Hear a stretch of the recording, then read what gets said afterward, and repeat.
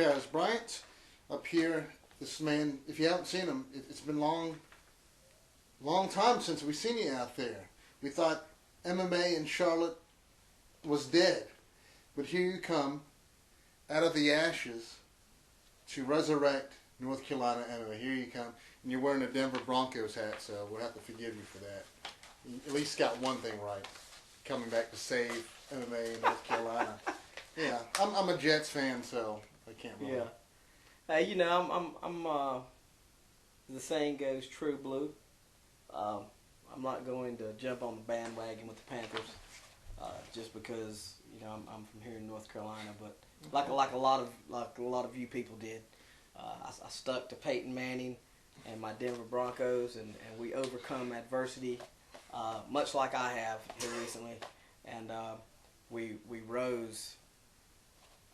It's only that Rocky Top connection you try to put out there. Hey, look. Speaking of Rocky Top, we're probably going to have that playing very loudly April 16th at the Mirage. And I hope who's going to be the DJ? DJ Cool Kyle. Cool Kyle. It's not going to. Cool Kyle's going to be the DJ. Well, I hope he's got insurance on his equipment. Once the speakers start blaring out Rocky Top. So just push them over, and we'll have a bullhorn for you. I would break it down and sing it for you and dance a jig, but we don't have time. No, we don't actually have time. Let's jump right into it. This is going to be Cage Rage 4 as I lose the paperwork. How did this come about? We know the connections you used to have, but how did this come about? Having it up there in Winston-Salem. How the hell are we already on number 4 is my question. Well, most people don't know this, but before that other company that I was with, before we did the show in Greensboro on September the 19th of last year, that venue had actually, they had another promotion that did 2 events there for the prior 2 years. And those 2 events were called Cage Rage 1 and 2. Last year was actually called Cage Rage 3. It was just, no one really considered it Cage Rage. They considered it the lab. And is this going to be, to get everybody's hopes up, this is going to be an ongoing thing? Can you see it? It all depends, I guess, on this one. Yeah. Then moving on to Cage Rage number 5. I mean, you know me, nothing's ever guaranteed, as people have seen. So, me personally, I would like to go back there. I think they want me to come back there. I know they want MMA to come back there. So even if I don't come back, even if I don't do the one in September as planned, then I'm sure they will figure out a way to do it another way. Okay. So. Just want to make sure we got I forgot what number of fights we have right now already, because as you told me before we started, 2 of them dropped off, unfortunately. So what are we at? I think there was 12, 11 right now, and 4 pro fights, or 10. We was at 14 as of this morning, and 2 of the fighters did not fulfill their medical requirements. Got to do that. And so now, technically speaking, we are at 12. Okay. That doesn't mean that I won't get the other 2 guys that, because when 2 people don't do their medical requirements and you lose 2 fights, that means there's 2 other guys that did fulfill their medical requirements sitting there. So I'm going to do my best job to try to find them opponents. And hopefully by the time this gets published, you're still taking fighters. Yes. Yeah. I mean, shoot, I may have, by the time we get done with this, it may be fulfilled. Oh, right. Wonder Bread, my understudy, don't put Wonder Bread in there. He may already found 2 opponents. Don't put Wonder Bread in there. I know we have it's a local ties with this going up there in Winston, the Greensboro area. Got a couple of guys up there. I believe Kyle Eichert is up there from that area, if I'm correct. Dalton Hall is on that. So how important is it to have those local influences for guys to come out and see? I mean, it's huge, because one of the reasons I've said this before with my prior company I was with. One of the reasons we didn't travel to the Greensboro and Winston-Salem area was we didn't find that area, their fighters tend to have the amount of support that has been built up here in Charlotte for these fighters. And so we just wasn't willing to take that risk. And then last year, when the opportunity was correct for us to go in there and take that risk, we still I still didn't put a whole lot of the local Greensboro talent on the card. This year, on this one, stepped it up a little bit more with the locals, and thus far for pre-ticket sales, I mean they're doing good. And we got a lot of guys, a couple of guys, I believe, from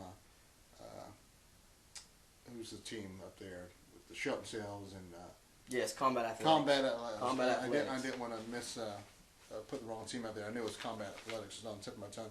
But they got a couple of guys on this card, and they're a very dominant team out there right now. Yeah, I mean those guys are really putting their work in. They're a team that Josh Stanley, he came to me and said, hey, I got a couple people, and I think it started with Shelton, Yep. and then we discovered he had Lakin, Jowers, the Tiny Titan, and then he had Justin Perry, and then it was Kevin Schrader, and they're just doing fantastic things up there at Combat Athletics. In fact, I was just at the Senior National Wrestling Tournament helping Josh and Shelton coach one or two of their wrestlers. I mean, just phenomenal what they're doing. Absolutely great school. Great. Started out wrestling base, and now they're progressing more and more to the striking category. Yeah, and they're really, just so everyone knows, what they're doing out there at Combat Athletics, much like what's going on here in Charlotte with Dark Horse Wrestling, they're really helping take the state of North Carolina in combat sports in their individual disciplines, and they're helping in wrestling. They're putting North Carolina out there with the success of their wrestlers. They're putting North Carolina out there with the success of their grapplers, and they're putting North Carolina out there with the success of their amateur fighters, and I'm sure it's going to carry over to professional ranks as well. Absolutely. And on this card, you also have 2 female fights on that. How important is that to showcase the females going around now that more ladies are coming into the sport? Yeah, it's funny you said that because we actually had 3. Yeah. And speaking of Lakin, she was the third one, and was really looking forward to that. And I'm still trying to figure that out, see if I can get her on the card. If there's any females out there that are 115 pounds and you have big enough balls to step into the cage with Lakin, the Tiny Titan Jowers, then call me, email me, Facebook me, Instagram me. Actually, do I have an Instagram? You do, but you never use it. Okay, I don't have an Instagram and I don't use it. But if you communicate with me on it, I'll figure out a way to use it. I'll ask Wonder Bread. If you got big balls, okay, if you got big balls and you're a female, number one, you might have a problem. But if you got big balls and you want to fight Lakin Jowers, hit me up and I'll put you on the card. And she'll beat that ass. I was going to say, because Lakin just came off a win down there in She South did. Carolina. And speaking of that win, the lady that she beat, Alex McBride, is going to come to Greensboro, and she's going to try to get her win back against the Anvil, Nicole Hunt. That's going to be that's a good fight right there. That's a good fight. I saw Nicole train yesterday. I did too. I did, and nobody, see, that's the whole thing. She was looking for help, and there's only one lady who stepped in to help her out. That's it. That's Tiffany. Only one little lady Tiffany. showed up. Tiffany Lee, and she showed up and got some rounds in with the Anvil, and then the Anvil spent the rest of her rounds getting pounded on by grown men. But hey, man, that's what helped you out, though. That's what helps you out. What better joy than be a 150-pound female and get pounded out by a bunch of guys? Yeah, that didn't sound guys. good, did it? No, it didn't. But they understand. They understand what we're doing here. Yeah, because I've changed my ways. I didn't mean that to make it sound. But go ahead. I was going to say, let's just go through some of the at least some of the amateur cards that sort of stick out in your head. Just touch on the Nicole Hunt fight. Touch on some of the ladies' fights already. And I'm just quickly going through. You got Dalton Hall versus AJ Blaskovich. What do we know about these two guys? Well, AJ, he fought on 2 of the other company's card.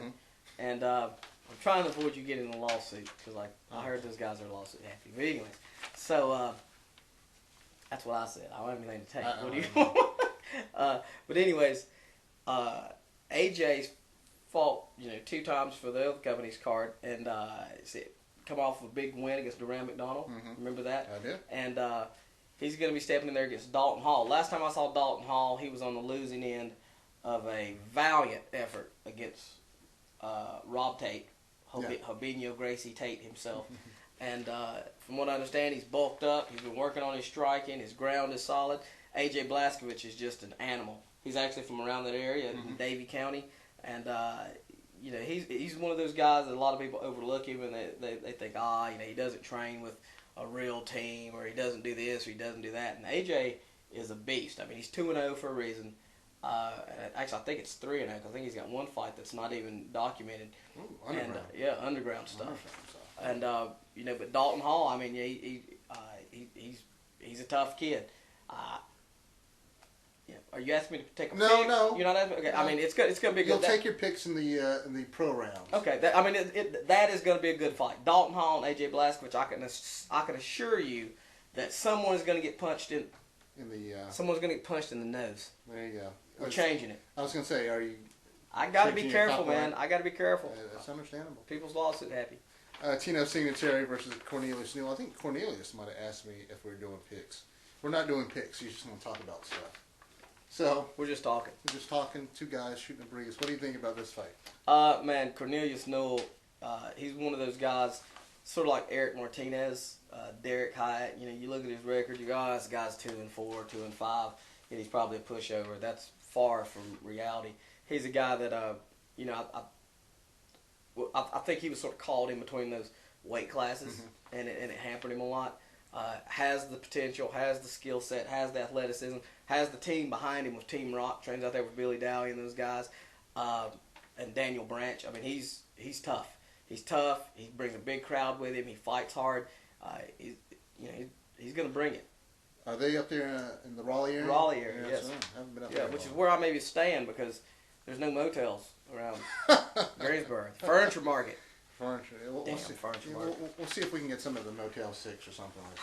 Man, I hate to stay at the Motel 6. I know. So that's. Did I ever tell you about the 2x4 for the lock story in Pennsylvania? If it has something to do with Tater and Keith, I don't want to hear about it. Okay. Yeah, we'll see. Actually, it don't. Okay. But my lock on my door was a 2x4 and a brick. How much money did you save, though? Yeah, it just didn't matter. Well. I had to get. In fact, I climbed in the bed with Big Phil. Oh. FEE, triple E, double EEL. Did they at least give you free coffee? No. Okay. Then, you got gypped on that one. Moving on to Marcus Flood versus Paris Artis. This is the first time I've seen Paris in a while. Last seen him fight, it was up there at the Epicenter. It was a terrific knocking out. I remember that. It was right in front of me. Man. And now he's coming back inside your cage. Man, I'd crack my neck on that one. Man, this. Who do you have in this fight? Who do you think's going to win? You asked me this. Give me a pick. You know what? Because I'm asking everybody, and I just keep getting all these conflicting stories. And you know what? You're not going to get it out of me. You're not going to why? Because I like these guys. They're terrific, and they can hurt me. And so I'm not picking any of them because I like all of them. Ding! Wow. So if you want to make a pick, hey, no, I'm not if making. you want to put some money on it, yeah. Have you seen them guys on Facebook? Well, actually, you know what's funny? It's not really them. Have you seen their teams and their fans on Facebook? I've seen the stuff that's been going on. fans. I've seen the stuff with the fans, and it's funny. It's great stuff. That means they're all going to buy tickets. It is great stuff. They're all going to buy. How could you not come if you're an MMA fan? If you're a true MMA fan in the state of North Carolina, and you don't know about Paris Artis or Marcus Flood, then you've been living under a rock. You've been for the living last a lie. 3 years. You've been living a lie. You've been living a lie. Well, and there are a lot of people in mixed martial arts in North Carolina that live lies. But if you are living this lie, you really should just, take up something else. like we can't even really allow you to watch the video. No. Can we put a block on it? Probably can. Okay. Look, Marcus Flood is one of the heavy-handed. Is that even a word? You just made it up. I just made it up. Heavy-handed. That's like cornbread talk, okay? He's one of those heavy-handed individuals that I've ever seen in my life. I mean, I've seen him literally throw punches from when he was basically out cold and just knock people's heads off. He's always in shape. He's always in fantastic shape. He's one of the military personnel, United States Air Force, just hard nosed. He comes to bang. Yeah. He comes to fight, and he fights every contest like it's the end of his career. Which brings me to my next point. Paris Artis is very good at bringing people to the end of their careers.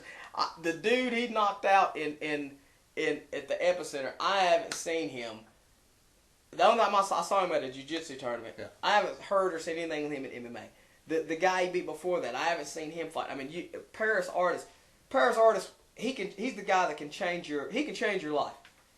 Not for the better, sometimes. Not for the better. Well, actually, it is for the better, because sometimes you see people get in the cage and you're like, man, they play train.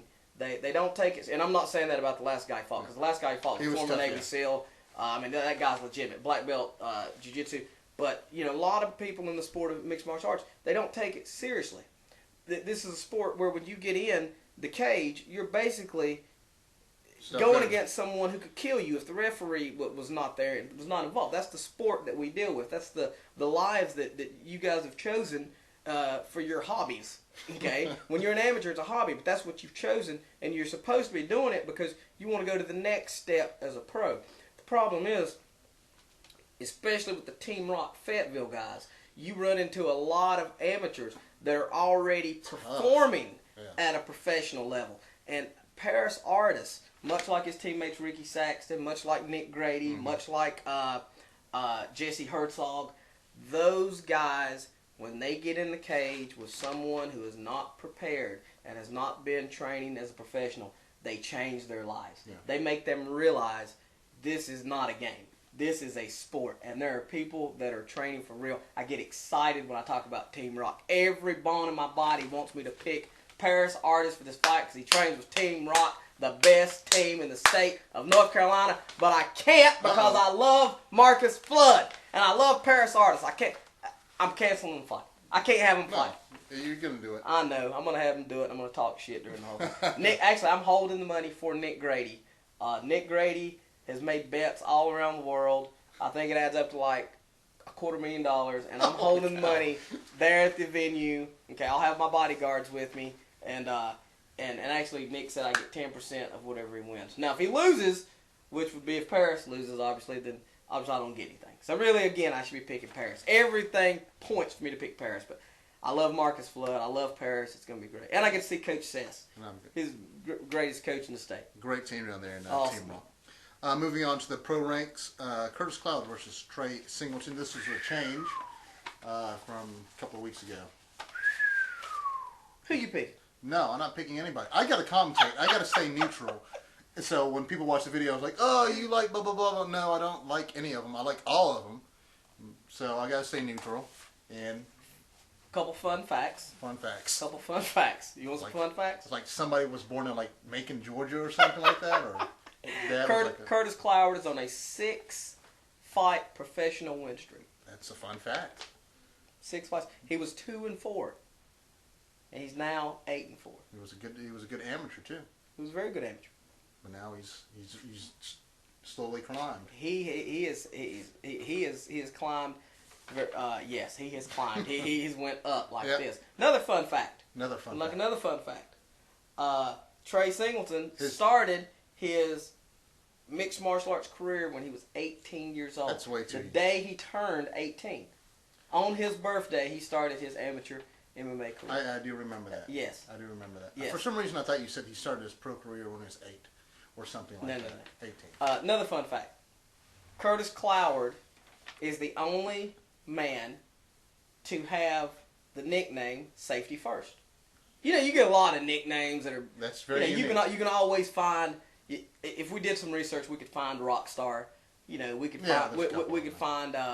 We could find the Angry Grizzly. We the Juggernaut. The Juggernaut. A lot of nicknames get over used, or they relate to something that you see out in regular world, like a comic book character. Like Shockwave. Yeah. Hannah Cyphers.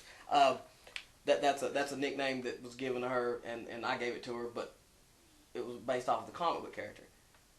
Curtis Cloward has 2 nicknames: Safety First, which I have no damn idea what that means, and the Angry Nerd. Those are 2 very. I've always heard the Safety First. How am I doing with beating around the bush to make a prediction? You very well, because you totally threw me off. I was still thinking more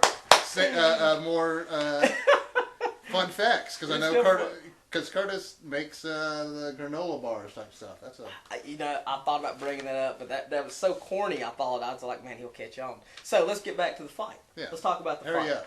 This is what we got. We got Kurt. How much time we got left? Got 8:30.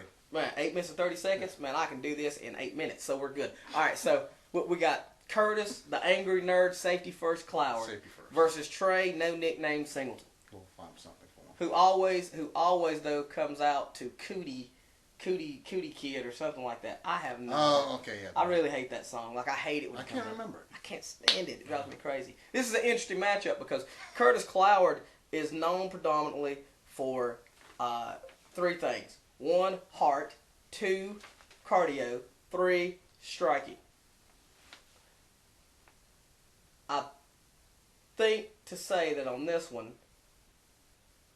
striking goes out the window. Trey Singleton is a lifelong martial artist. He holds several black belts: American style kickboxing, taekwondo, Japanese jiu-jitsu. He's a purple belt in Brazilian jiu-jitsu.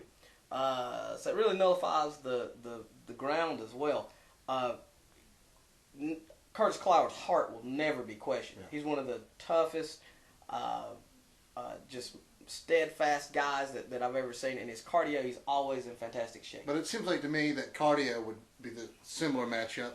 And people always say this, and I think it's sort of cliche, but heart is also, you can't really measure that. And you got a guy on the opposite side of the cage, who probably has equally same amount of heart in him.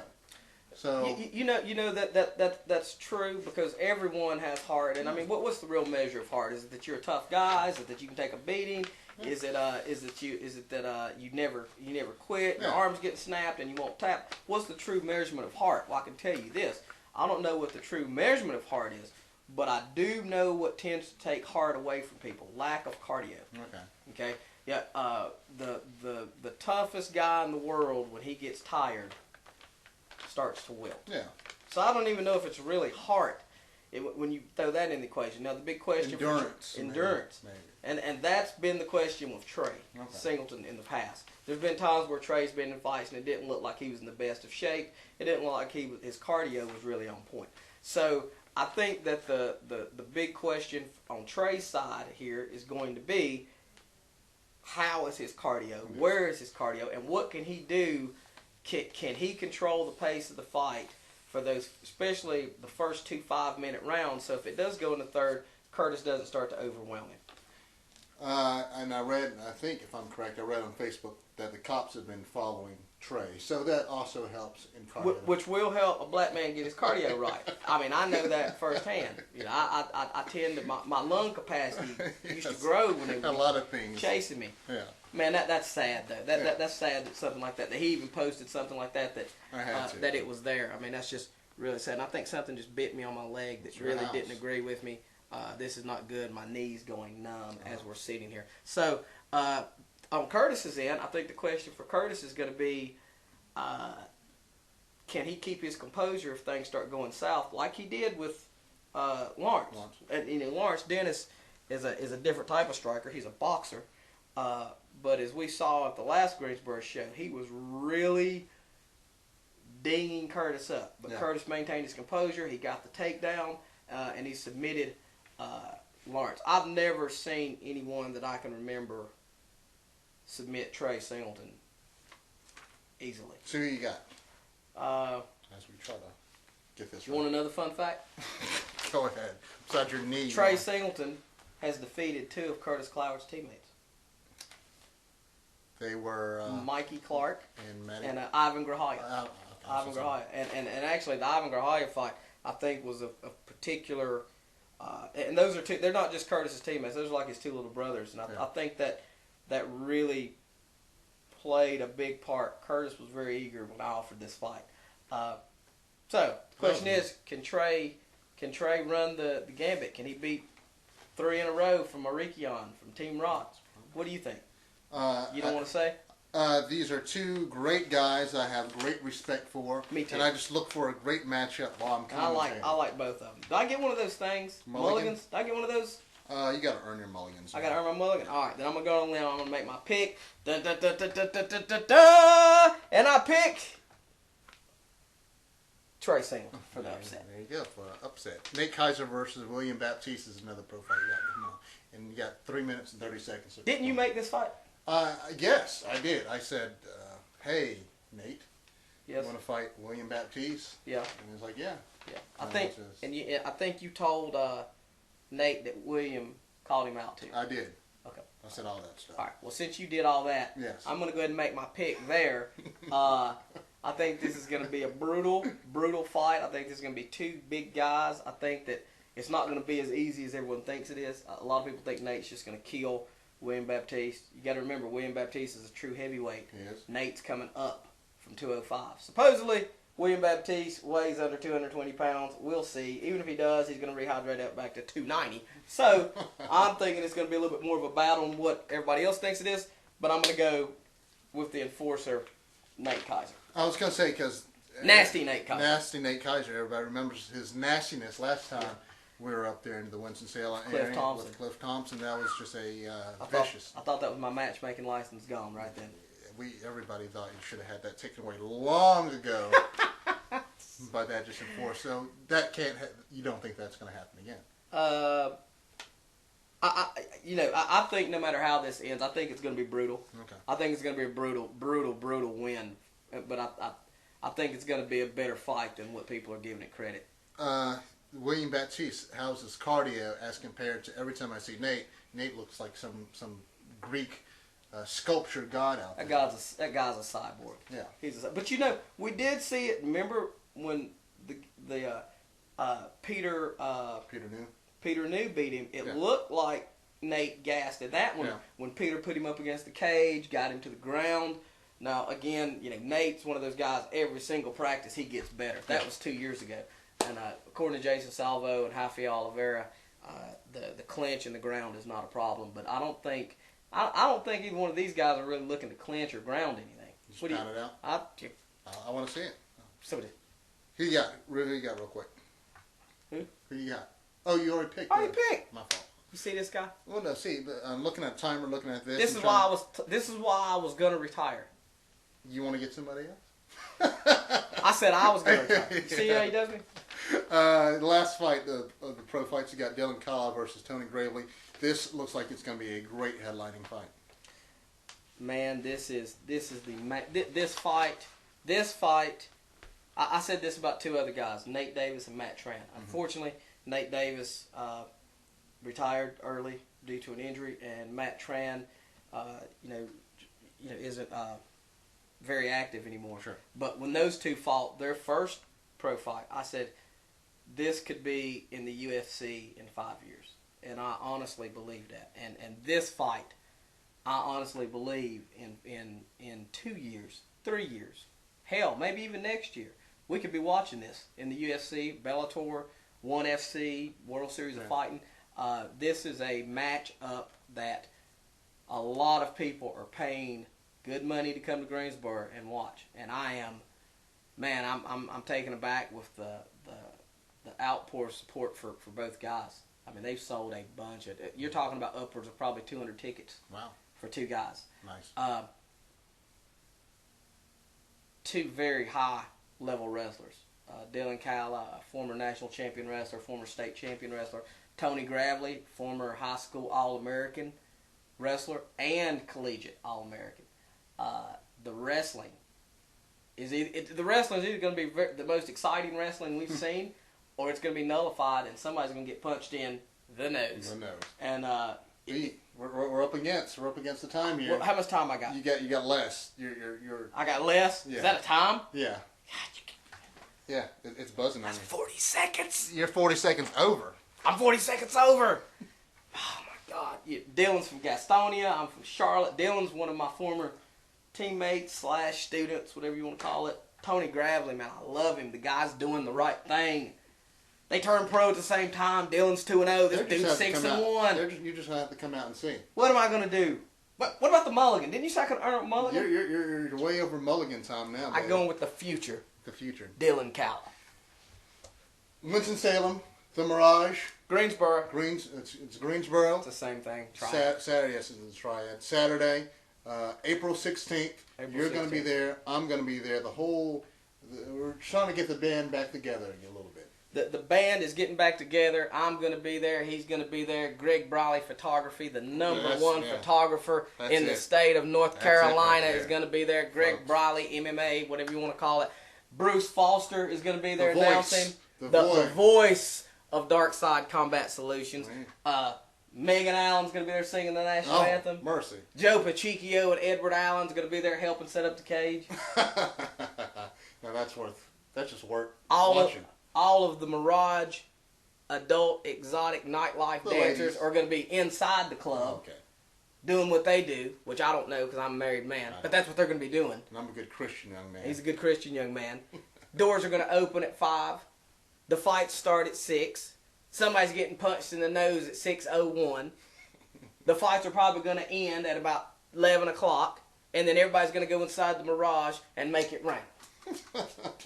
That's why we're not inviting Keith Richardson. Oh, Jesus. You can get your tickets now on www.etix.com.